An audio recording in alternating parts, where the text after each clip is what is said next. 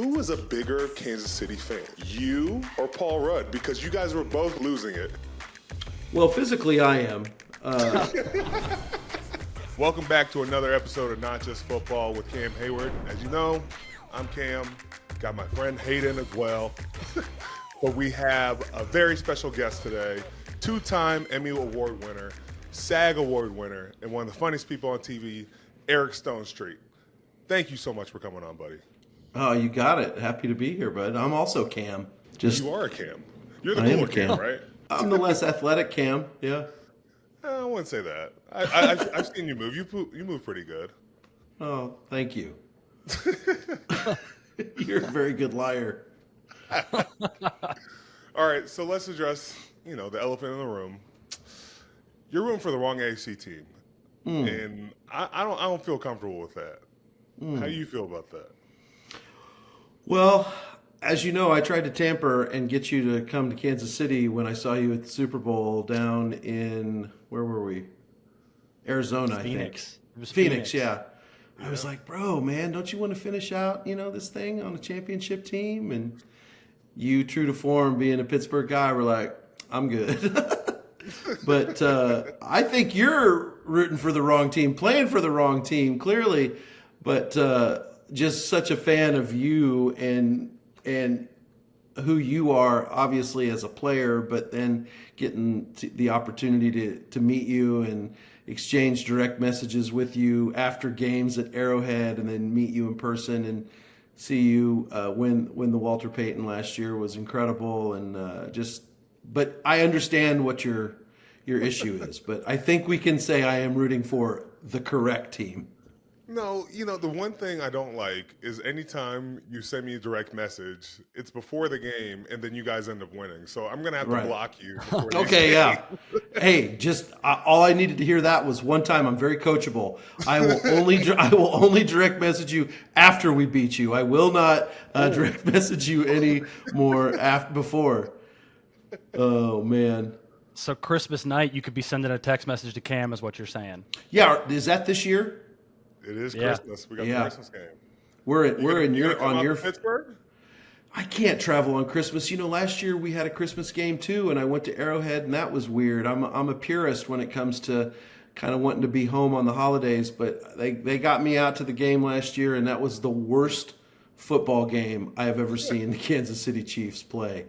I said words to my fiance and all of our friends that I've never said in my career as a football fan, which was, I think we should go. I think we should leave the stadium. I didn't, but that was awful. I couldn't believe it. Did you go to the Miami game? Oh, yeah. You went to that game? Oh yeah. I don't miss home games, Cam. Oh, explain that game, because the weathers were crazy temperatures. Yeah. Well, I was very warm. I was wearing a wolf coat. I got some wolf coat offline. That's a hipster ski jacket. I think your researchers there, your producers can probably find a picture of me on my Instagram then. But I was wearing this crazy wolf coat with a hood, and I can't say how warm I was. I had to disrobe at halftime when I came inside, because I sat outside the whole time. I wasn't missing anything. Now, I had a ski mask on and goggles and gloves, the whole deal. But I was so uncomfortably hot in that coat, I had to take it off. But yeah, people got frostbite and people were out there. It was so emotional, honestly, because, I'm a fan. I love watching football, and I know it was cold. I know the players were cold. And I know that other fans were cold, but there was something about Arrowhead still being full and people still being there that just is why I cry at parades, right? All these people come together to do this one thing for this one moment, and it's all leading to this moment. And I got emotional sitting up there watching everybody file in and watch the game. It was great. It was an awesome moment for the Chiefs.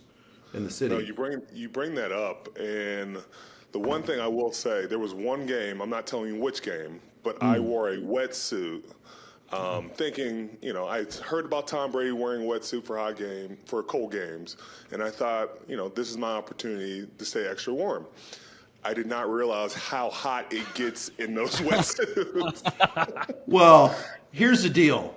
You wearing one of those is much different than Tom Brady wearing one because Yes. That's true. you're working harder, longer, faster than he is. I mean, he's dropping back and he's doing his thing. I mean, you're engaged the whole game. I've heard Coach Reed wears one, and I can totally understand that because he's standing still. I mean, he's not moving around like you on the field. So first of all, how was it getting into that thing? It took like 3 people to get into, and then halftime I had to pee, so I had to disrobe. I got out everything, and I said I'm not getting back into it. So there was no coming back from that. Oh my Can I gosh! guess the I game? can't. Can I guess the game? I think was it last year against the Raiders, December 23rd? Nope, it was not. Really? I'm sorry, I didn't mean to interrupt. Yeah. My bad. Sorry. Go ahead. Yeah, All kind of good. just kind of don't let that happen again, and we'll be fine. I mean, no, I'm just kidding. Wait a minute. So I have a question about that. How did you perform in the wetsuit? Did you notice a difference of your flexibility, or like were your muscles, looser? Like how did it work for you? It didn't help at all. I was just more hot and dehydrated, to say the least. So, for Tom Brady it might have worked, but for any defensive lineman, no thanks. No. You can't move. You can't run around like you want to. So, It already looks like how some of the uniforms fit, those game uniforms and the shoulder pads. It already looks pretty uncomfortable for guards and defensive linemen. have you had a chance to put on football gear before? Sure, yeah. What are your thoughts about putting on the gear? Well, the gear didn't fit like it fits now. Like I put on a K-State, Kansas State jersey and shoulder pads maybe 4 or 5 years ago, and it required assistance. Like 100% required assistance, which is funny because as an actor, I always prided myself of like, I don't need help getting dressed. I'm fine. I'm good. And then I did this show last year, the Santa Clauses, where I played a Santa Claus with this big costume, and they were like, and you have your own wardrobe assistant, like helper to help you get dressed. And I was like, I do not need a wardrobe. And then I started to do it for the first time, and I'm like, okay, yeah, we're going to have to bring in some help here. I can't reach here. I can't reach over here. But my point is I would think trainers would be helping you guys get into your costumes, your uniforms all the time. Not usually, I'll say that. If I have problems getting it on, I probably need to retire pretty soon. So. Well, but hold on. Your jersey's already on your shoulder pads, though. Yeah, jersey. Could you put the jersey on your shoulder pads while wearing your shoulder pads? Ooh, probably not. Probably not. Yeah, that looks incredible. Yes. Yes, it's very tough. I will say that. Yeah.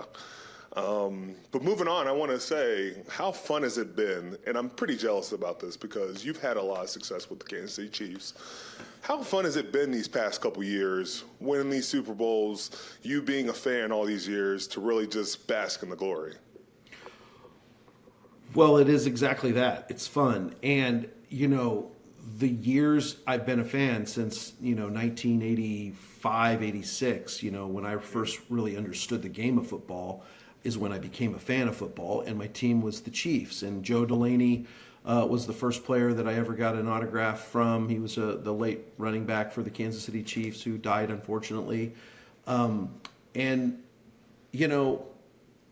I've been with them forever, just like every person that's a fan of their team. So for us to have this success now just makes it even sweeter. I mean, you're from an organization that's had success, a lot of success. We happened to win a Super Bowl 54 years ago now. But all those years of almost, man. And here's the other thing that people don't understand. Well, people just don't think about, because unless you're a Kansas City Chiefs fan, I have never had our own quarterback. Meaning we had Bill Kinney when I first became kind of a fan. Yeah, Google him. And then since then, we've had other people's quarterbacks. So Patrick Mahomes represents championships for us, but also our own product, like our own guy. And so that makes it extra special and sweet too.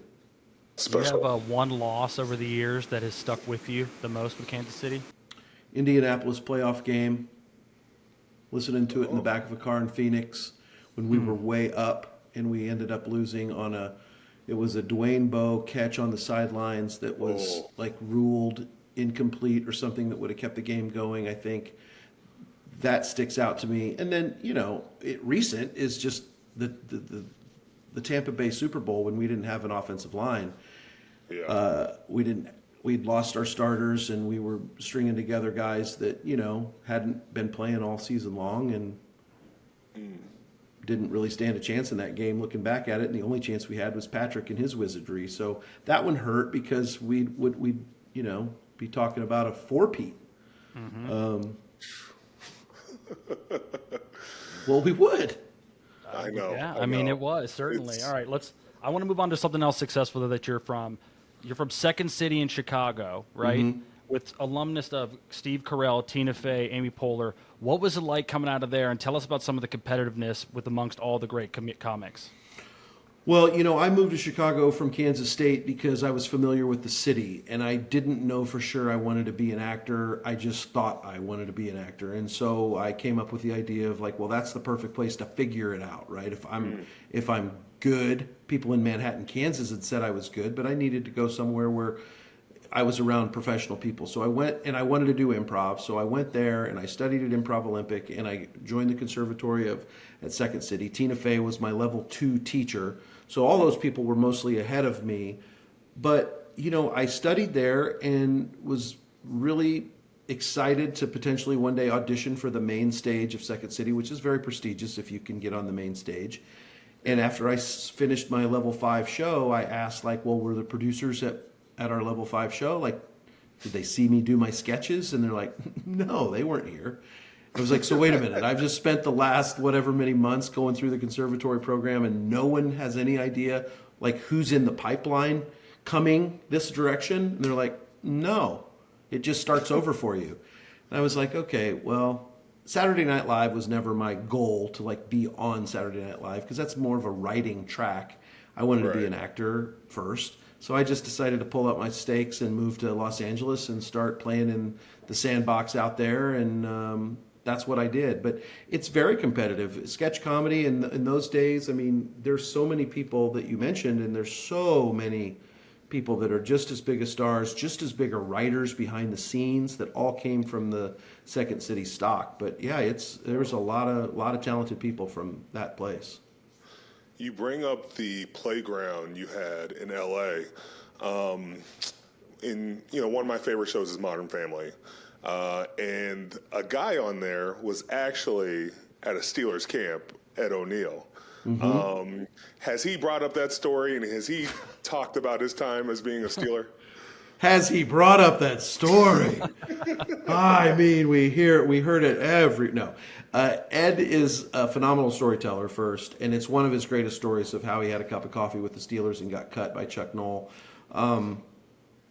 Yeah, I've heard all of it. He was a Steelers fan, and it's awesome. I knew that story before I ever met Ed O'Neill. I knew he had an opportunity to play professional football, but just literally went to the team with the best linebackers in NFL, and then turned out in NFL history almost. So he tells that story and wears it like a badge of honor, and as he should. I mean, he made it to camp and got cut by Chuck Noll. It's a great story. Yeah. Has he tried to threaten you and put you in a pass rush drill versus him or anything? And, go over you one-on-one?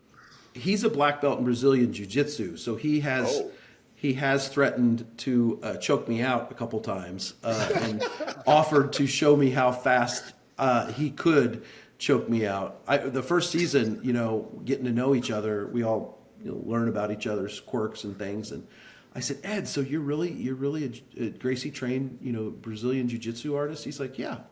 What do you? Come here. And he just puts me in this choke where he grabs the inside of my lapel and he goes, just relax. just relax. And I'm like, okay, I feel myself. He's like, just like that. Just I forget the choke they call that, but it's a very intense one and makes you feel like nothing's happening. Okay, I was not expecting that to take a turn, but Yep. I didn't know you got choked out by Ed O'Neill. Oh yeah. I mean, to the point where he didn't make me pass out, but 100% showed me the brilliance of jiu-jitsu and how your opponent does the work for you. And as the artist, as the master, you relax and let what happens. And you'll have to Google and see what this choke is, where they grab you from the inside of your. You should. I mean, a lot of defensive linemen were. What's his name? Aaron Donald. Tom Ali is teaching jiu-jitsu to our guys right now, and they're doing great. Yeah, I know Aaron Donald was always big about like working against a guy who like would throw knives at him and everything. It was very scary. Yeah. You just handle it with brute strength, right? You just handle it with the bull. Strength and technique. That's what I'll rely on. But I brought up being, dealing with scary things and scary people. Who's a scary player on the Chiefs in their dynasty run they've had? This current moment? Or all-time Steeler or all-time Chiefs players? Well, Derek Thomas obviously put fear into teams. He was a Lawrence Taylor type that you had to account for him every game. I love, and you can tell me. I mean, I love Trey Smith, our right guard's play. I feel like he has a nastiness that I love in an offensive lineman. I love the way he finishes blocks where he's on top of as many people as he can be. So I love that nastiness. Joe Tooney is sneaky nasty. He's so smart. He's so good. And I love his personality of just kind of this guy, and then gets in there and is just awesome. I'm an O-line guy. Like I've always loved the O-line. Huh? I love that you're going that route because, most people would be like, oh, yeah, it's the sexier position. You're going straight to the mud, finding those hog mollies that, protect the quarterback. Well, when I had expressed that I was a fan of yours to our former right tackle, Mitchell Schwartz, years ago, and he said you were one of the strongest, if not the strongest, physically strong player he's ever played against. And that put me over the edge into your camp. I just love the notion where you're talking about professional athletes that have made it to the top of their game.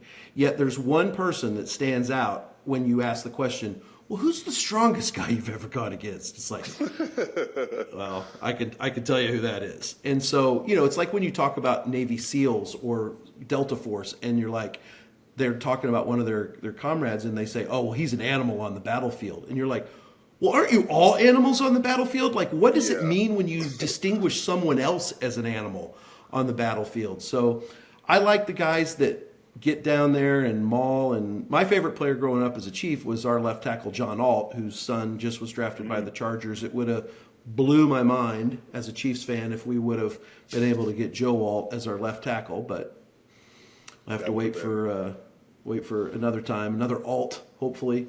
But yeah, I love offensive linemen. I love defensive linemen and offensive linemen. All right. Well, with that, name your top 5 KC players all time. John Alt, our left tackle. I mean, he was my number one. Derek Thomas, way up there, just because of his strip sack ability and how him coming around the edge, him, Neil Smith, Dan Sanliamua in the middle, and just the down of that ball and the strip sack recovery was incredible. I loved a linebacker we had from Appalachian State named Dino Hackett. Also another neck roll guy. I love neck roll guys. Christian Okoye, who I had the pleasure now of becoming friends with, which is crazy in 16, 17-year-old Eric Stonestreet. Let me tell you a great story about that. So I was a shot put and discus thrower in high school. Not great, but threw it pretty far. And I would go to Nebraska track and field camp every summer. Well, part of our going to Nebraska track and field camp is they would show us tape of great technique. Well, on this tape was a guy from Azusa Pacific named Christian Okoye, who they would show as a discus thrower. So cut to a year later, I'm at a track and field meet, and the draft is going on, and it comes out that the Kansas City Chiefs drafted a guy nobody's ever heard of named Christian Okoye. And I'm like, I know who Christian Okoye is. He's a discus thrower from Azusa Pacific. So my mind was blown that we drafted Christian, and then for him to be the Nigerian Nightmare, through that part of my time, and then for me to meet him and get to know him has been really awesome. He still looks like he could play football, by the way. He's built like a brick shit house. I believe it. Okay, so what's that? We're at 4? Mm-hmm. Well, look, I love the guys now. I don't even think I can even broach Kelsey and Mahomes because it goes without saying. And it kind of cheapens me as a fan. I have to stick to my guns. We had a defensive back that I loved. His name was Albert Lewis, and he was the king of blocking extra points and field goals. And we were known as a special teams player through the 80s and 90s. Albert's up there. Duron Cherry, safety. He was drafted out of, I think, Tulane or Temple as a punter. Became an all-pro safety. Great player. Huh? I think you could go Dexter McCluster. Love Dexter McCluster. Who's the returner? Dante Hall. Dante Hall Hall was another great special teamer. X Factor. Yeah, great special teamer. The human joystick is what we called him. He was awesome. But you get the idea. I mean, you love football. You go deep in the weeds. You went in the weeds, which I appreciate. You didn't give the generic names. You went good names that I think that only Chiefs fans would really appreciate. Another tackle that I loved, also a neck roll guy, Irv Eatman. Loved Irv Eatman. Oh, loved a defensive lineman we had named Leonard Griffin, who he wore number 98. And the reason I love Leonard Griffin is because I thought, looking at him physically, if I could walk through life looking like he looked, everything would be okay. He was like, this was the day of the old defensive line edge guy, which was 6'6", 275, just long arms. And I thought, man, if I could have that physique, I win in life. I loved Leonard Griffin. I think we need to just get you a set of shoulder pads and get a neck roll in the back. And a trainer, and a personal trainer. This year. Big neck roll guy. Big neck roll guy. Love neck rolls. Howie Long, probably the biggest neck roll guy ever. Yeah. You won't see me wearing any neck rolls. I'll tell you that right now. That's way too much to be on there. How you guys doing? Yeah, no neck. No neck. But moving on, there is a famous Chiefs fan that we are dying to know about and to know if you have met them.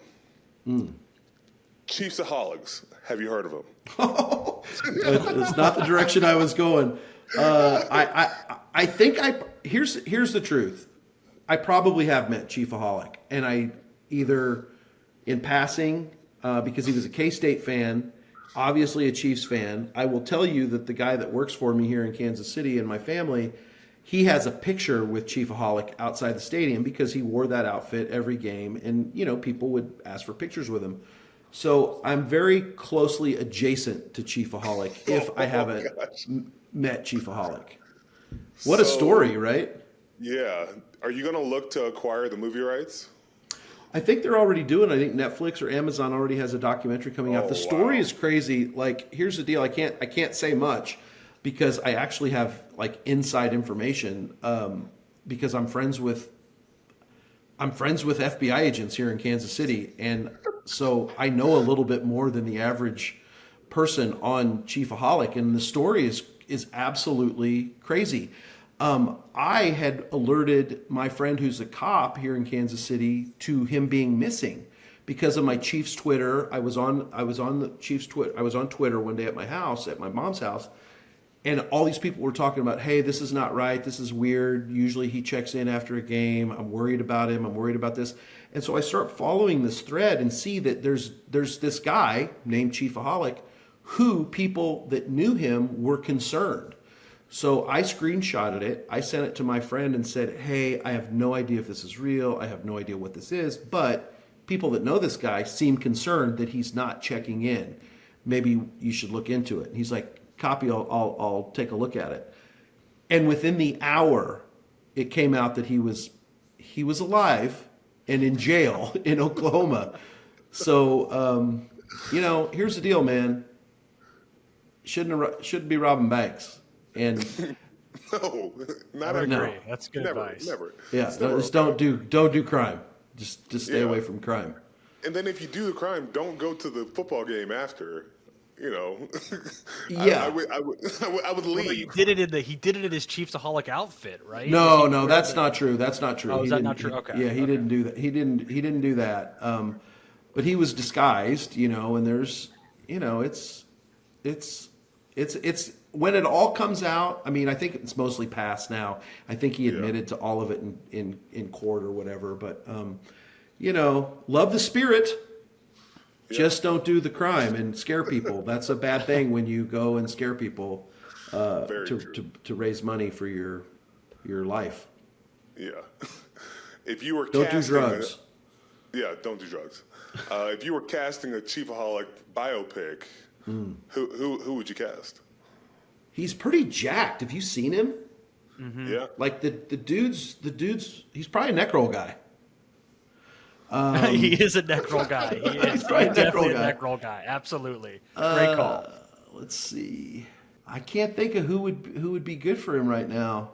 Okay, I'll change it. If you were starting a sports documentary, which one would you want to be a part of? I would want to tell the story of Coach Bill Snyder at Kansas State.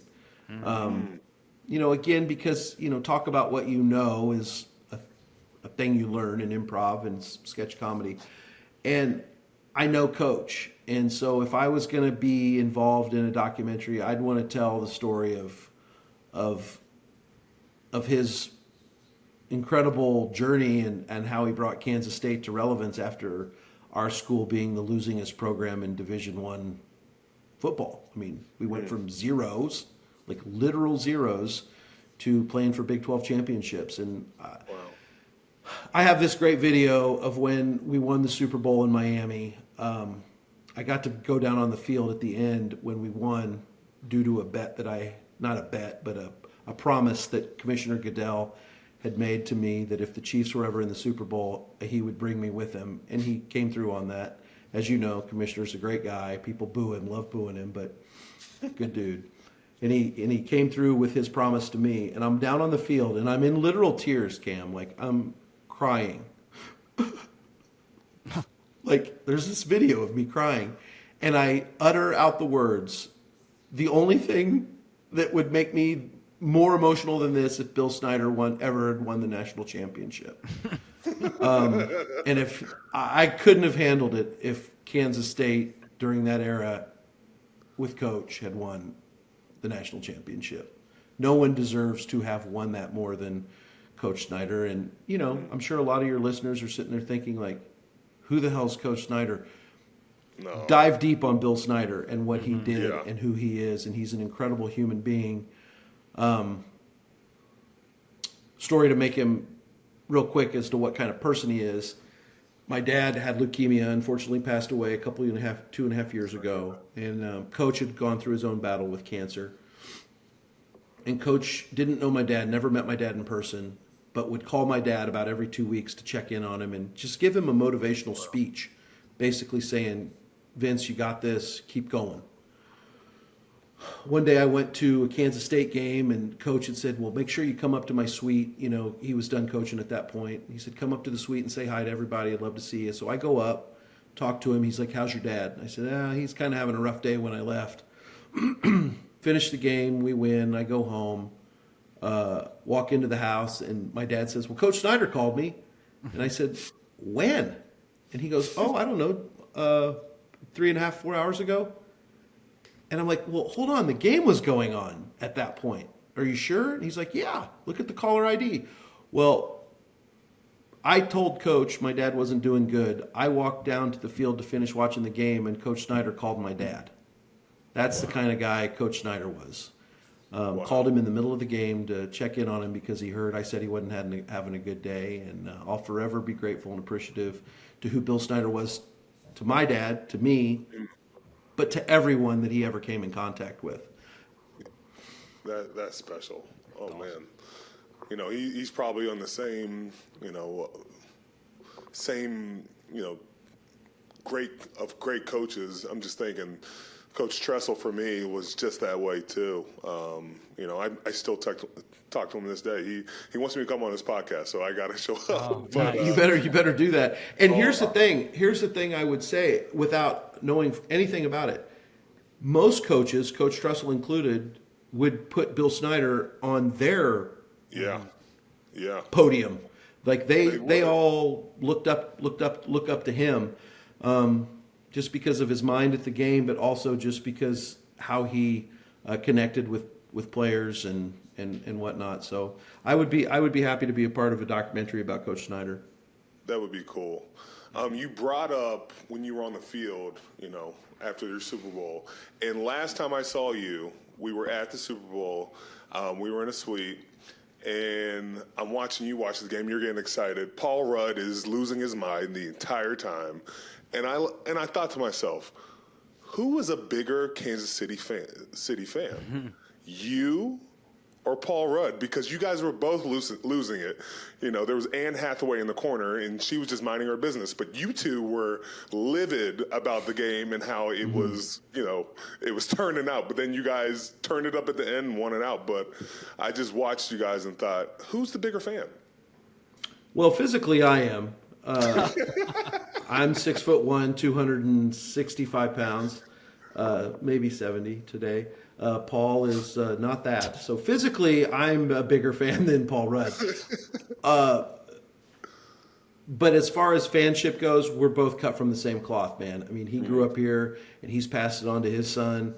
And we both are diehards, and we both care so much. I mean, it's embarrassing. Like, look, I have so much respect for you, and I love your career and what you've done in Pittsburgh.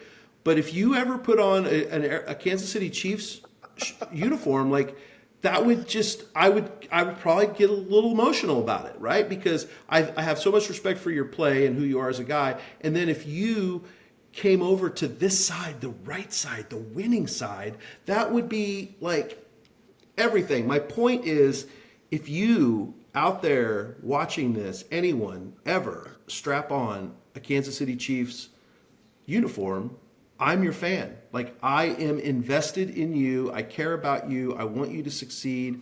I love you. I'll remember you if you're a neck roll guy or not. Yeah. And I don't know how to explain that. I'm not a guy that like wears jerseys, but I'm damn close. If they had a neck roll, you'd probably wear it, right? Yeah. Great. Here's a good one for you. So, it was against the Pittsburgh Steelers too. What year did you come out? I came out 2011. Okay, so this was right before you. You were probably a senior in college. So Monday night or Thursday night, it was a night game. I can't remember. We can do the math. It was right after Modern Family had come out, so it was probably the 2010 season. Mm-hmm. They asked me to come back and throw out a first pass at Arrowhead. And it was kind of my first time doing anything as celebrity Eric Stonestreet, I've been a season ticket holder for years. So I come back, they say, what jersey do you want? And I said, 76. And the girl on the other end of the phone was like, I'm sorry, And I said, 76. She's like, the number? And I said, yeah, John Alt, left tackle, Kansas City Chiefs, I want 76. And she's like, okay. So they printed me up 76 jersey. And it was cold, and I had a coat on, but I was walking around, and you could still see the 76 underneath my coat. And I see this guy come running down to me, and he's like, hey, can I get a picture? I'm like, sure, no problem. So we take a picture, say hi, good to see you, thank you so much, and off I go. I'm doing a little lap with my friends, feeling like a big star around the field. Come back to that same place. I look up, and I see the same guy telling his friend, there he is, come back, come down. So they both come rushing down to the field. And the guy who he brought down, he looks at me and he goes, you're not John Alt. And I was like, I know I'm not John Alt. I didn't say I was John Alt. He's like, you're wearing his jersey. And I said, well, yeah, I know, but only because I'm... So this guy asked for a picture of me thinking I was John Alt. Then he told his friend that John Alt was here and brought him down. And then the guy busted me for not being John Alt. I'm like, I'm on a TV show. I'll talk to you guys later. And off I go. So I tell that story somewhere. I forget where. John Alt sees that story, and he sends me an autograph picture of himself and says, Eric, you're a pretty handsome guy. I'm glad you were you were confused with being John Alt. But hilarious.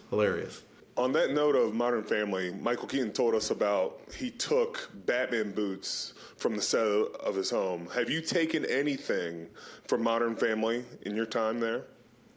Mm-hmm. Oh, yeah. I took, when we wrapped, we all took things, from the set. I took the picture that hung above our fireplace of me, Mitch, and Lily. I took that. That's hanging in my guest house. Took a few odds and ends. Took some shirts that I wore for charity auctions and things like that I could send places. But yeah, it was weird when the show ended, like that we're just looking around knowing all this stuff was just going to some, warehouse somewhere. But I think we all took a little piece of something from each of our apartments and houses that was sentimental. You said you took the picture, and for the people who haven't watched Modern Family, they don't understand what the picture is. The picture, are you talking about the one where you guys are like angels in the picture? No, that is in a museum somewhere. They took that picture off and they put that somewhere in a television museum, I think. No, I'm talking about the picture that hung above our mantle for the entire run of the show. Okay. There were two different ones. I took the original one because it's, no, I guess it's just me and Mitch in that picture then. Yeah, I took the one that was the most nostalgic for me, that was the first one on the set when I showed up to shoot in 2009. What year were you in college in 2009? I was my junior year. Yeah, crazy. Yeah, time flies. Was there any pranks you guys pulled at Modern Family? Oh, yeah. I mean, I was the only one that wanted to prank, and nobody else had the time or energy because they all had kids to prank me back, so it just ends up me being like a bully, so I had to stop. It's like, oh, boy, Stonestreet put cellophane on my toilet again. Got me good. So I had to kind of stop pranking because it's no fun if nobody's pranking me back. Mm. Oh, I forgot about one story I got to tell you. My only story with Kansas City that I will ever feel uncomfortable. We were playing Kansas City. Alex Smith was the quarterback. Kareem Hunt was the running back. And somehow I had to take the running back out of the backfield. And, Kareem Hunt, he runs to the flat. And I'm like, okay, I'm good. I'll take him in the flat. But then he sprints to the middle. And I'm like, oh, snap. I'm one-on-one with Kareem Hunt. And I'm holding my hands up like this, trying to make sure he doesn't catch the ball. Luckily, they didn't see him. But after I was like, I had to strap you down. And he just laughed at me. It made me feel inferior in that moment because I knew I had no chance of ever guarding Kareem Hunt in that situation. Yeah, defensive tackle on running back, not a great matchup. No. Eric, I want to ask you something. Yeah. You got to pick one, Gonzalez or Kelsey. Ooh. I mean, listen, I'm picking Travis Kelce because he's going to finish his career as a Chief. I love Tony. I've gotten to meet Tony and know Tony and was a big fan of Tony, but, he ended his career as an Atlanta Falcon, so I'm going to stick with the guy that's going to be a lifelong Chief and go that direction. All right. Jason Kelce or Travis Kelce? Oh, I mean, Travis Kelce, but Jason Kelce I would have loved to have as our center. I mean, again, that's a deal that I thought we should have made, trying to just figure out, yeah. Jason, you sure you don't want to play one more year in Kansas City? He wouldn't have left Philly. He loves Philly way too much. I know, and I have so much respect for that, but, I just, from my business mind, my marketing mind, I'm like, bro, pay him whatever he wants. You're going to make up for it in jerseys and everything else. Kelce brothers finished their career together. That's a story. Have you been in any pictures with you, Travis, and Taylor? Like posed pictures? I don't know, posed or, Well, I've been in the same room with them at Patrick's golf tournament. We were all there together, and we were in the same room. And I've seen video online of Travis and Taylor, and I'm in the same video, Lindsay and I. But no, I don't think I've been in a posed picture with Travis and Taylor. I've been in pictures with Taylor many years ago when at award shows and stuff, but never with the two of them. Is Lindsay a big KC fan? Your fiance? Yeah, she's from here. She's from Kansas City. She grew up here. Yeah. So that sealed the deal right there. Well, that and how you've seen her and see how beautiful and sweet and nice and great she is. So among the things that sealed the deal is that she was from here. She was commuting back and forth for 3 years while we were finishing up Modern Family. I had met her here in Kansas City at our charity event. She was a nurse at the hospital that we do the event for, Children's Mercy. And then we got together and she commuted back and forth. Wow. And then when the pandemic happened, the show ended, and my dad's cancer progressed, I just decided, well, I'll move home and kind of retethered myself to Kansas City, and I'm here. I mean, I love it, and I don't miss any Chiefs games. All right, last question. Give me a prediction on what Kansas City is going to do this year. I try to stay away from predictions because at the end of the day, I am a fan, and I'm not in the room, but I'm close. I'm adjacent to the room. You are. You're And very what good. I can tell you is we're better this year than we were last year. Very And true. so if our wide receiver room is better, our tight end room is better, our offensive line is better. We got a good one with Kingsley from BYU, from what I understand. The two guards we drafted, one from Holy Cross, one from Penn State. Thick monsters. I've seen them in person. I've seen how high up their asses are. And I'm like, that's what I want my guards looking like, with that shelf, that booty shelf that looks like you can sit your beers on. Like, that's what stops the bowl right there, are those big booties. We got Creed in the middle. We got Trey at right guard, and we've got Juwan at right. I feel like he got the shaft last year a lot. I feel like he got highlighted on his start and his alignment, when you can go down the line and see that happens at every team on every game. Lane Johnson, in my opinion, is the king of doing what he got flagged for so many times. My point is, we're going to be better next year, so it goes without saying that the three-peat is more than a possibility. But I'm not going to predict that that's what's going to happen, but I know it's possible. All right, you just heard it here. Eric predicted they're going to No, that's not what I said. That's not what I said. I follow Coach Reed's rules. I'm not putting up anything. I just know that what we have to do, we've done, which is we've improved. And I know with the direction of Coach and all the position, Coach Cullen on the D-line and all those dudes, they're going to do what they need to do to keep everyone moving in this direction. But again, they got guys like you on the other side of the ball that have a thing to say about that too. And I don't take for granted one moment.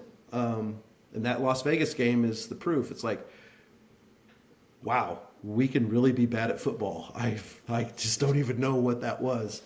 So I don't take anything for granted, man. We got to win. But here's what I know. Coach Reed's going to have them ready.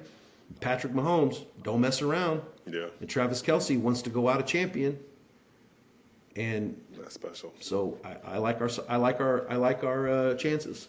All right, Eric, we're doing our guest question of the week. You can ask Cam anything you'd want. Go ahead.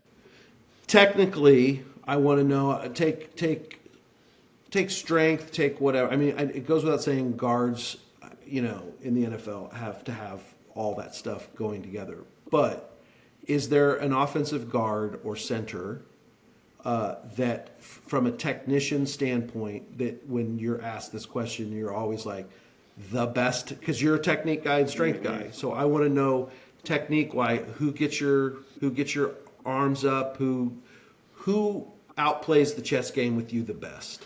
Oh, there's two guys that I really think about that they're just technically sound that you always got to be on your game with.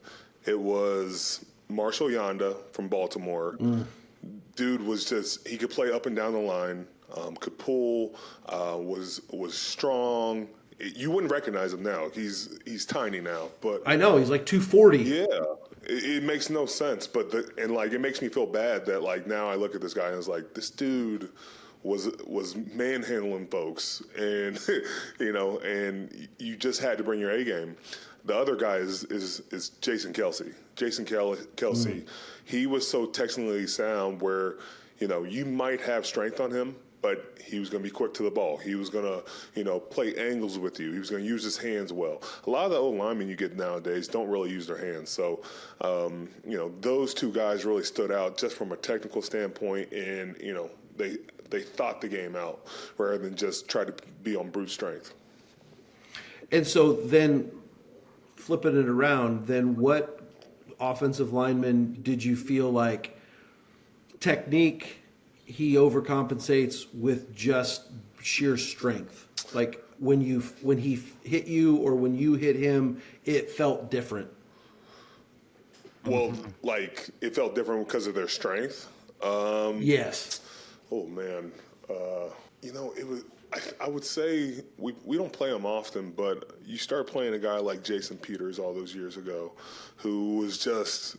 I don't know how he played tight end at one time, but this dude is humongous, and I think it was just more he was a load that you had to deal with. So, you had to get full extension to make sure you could handle a guy like that because man, he was going to weigh on you, and if you weren't careful, you'll be done before the first half is done because it's just so much weight you got to deal with.